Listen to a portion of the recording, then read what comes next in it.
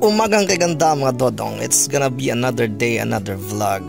Pag-usapan natin na palaban tayo sa barangay. Pero bago yan, eto muna. Usapang chord muna tayo. So, now, this one is Yellow Basket. So, maganda yung quality as you can see naman. Ang problema is walang Type-C to Type-C na available. Pahirapan ang paghanap ng Type-C to Type-C. So, order ako, hindi ko chinek na hindi pala siya Type-C to Type-C. So, nakadalawang order ako. Maganda yung quality, pero palpak yung na-order ko. Now, this one, maganda yung quality niya. Buti na lang, hindi bobo yung tindera. I mentioned kasi na gagamitin ko siya, Type-C to Type-C. So, medyo may kamahalan. This is 400 plus. And luckily, I mentioned na I'm going to use this, connecting this to the drone. Oh, ganito siya. Kasi kung hindi ko sinabi na gagamitin ko siya sa drone, merong Type-C to Type-C na pang charging lang.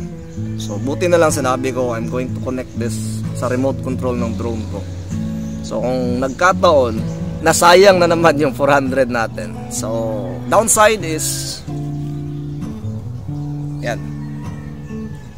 Sobrang mahaba. If you're using this in your drone, tapos nakakabit siya dito, eto naka-dangle, and pwede siyang sumabit.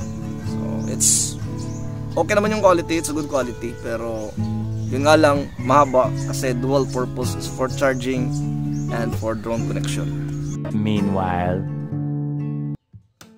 habang namamasyal, syempre share ko lang yung pangit na nangyari na sana kapulutan ng aral. Hoy, dito ka, dali. Sali ka sa pagkain natin. Bago! Hindi, joke lang. Ito lang talaga yung baon natin today.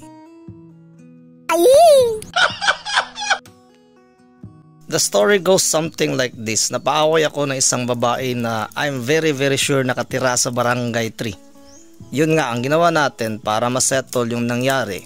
Pumunta ako sa Barangay 3, nag-file ako ng complaint. Pagdating ko sa barangay, they won't accept the complaint kasi even though nakatira daw siya sa Barangay 3, it so happened na hindi registered voter yung babae sa Barangay 3. Registered yung babae sa Barangay Palampas. So I have to travel 15 minutes far.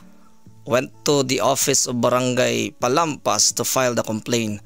And after a few days, bumalik ako sa Palampas. Turns out na wala rin silang bahay dun.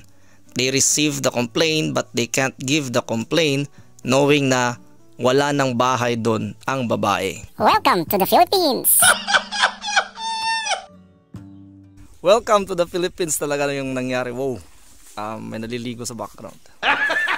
Welcome to the Philippines talaga yung nangyari. Biruin mo.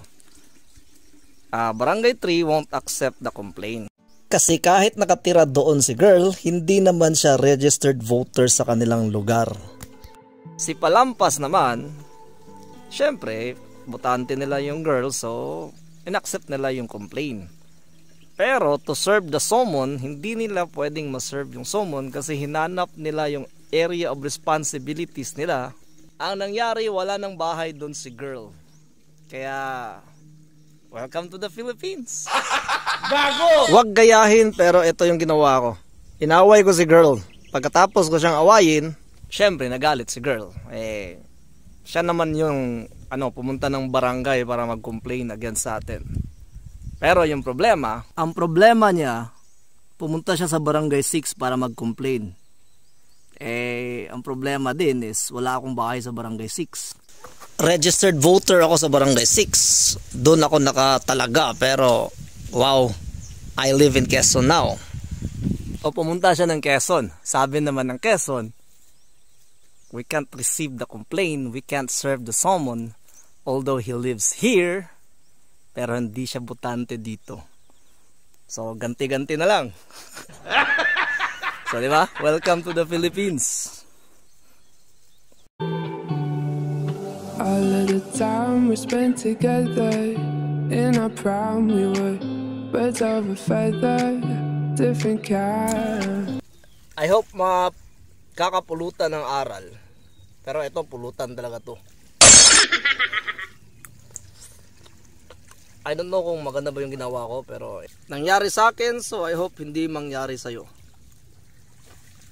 At the end of it, ito lang yung alam ko. Karma is real mga dodong, and it will happen talaga. Ang init. Okay. Okay. Init siya. Oops. Yeah. The best sausawan ever. Ito siya. That's pang siomai, pero yeah. We were laughing through the pain, you were never once so vain.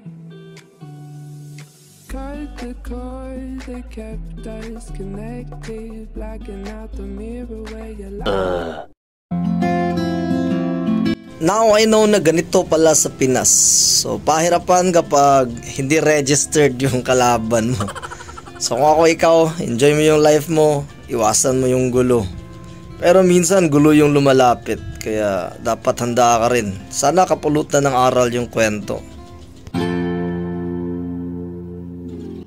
Kaya minsan naisip ko mas madaling ireklamo yung mga professionals kesa sa mga tambay na hindi registered o walang tamang bahay. So God bless, good luck, and thank you for watching. So kain na muna. Bye bye mga classmates.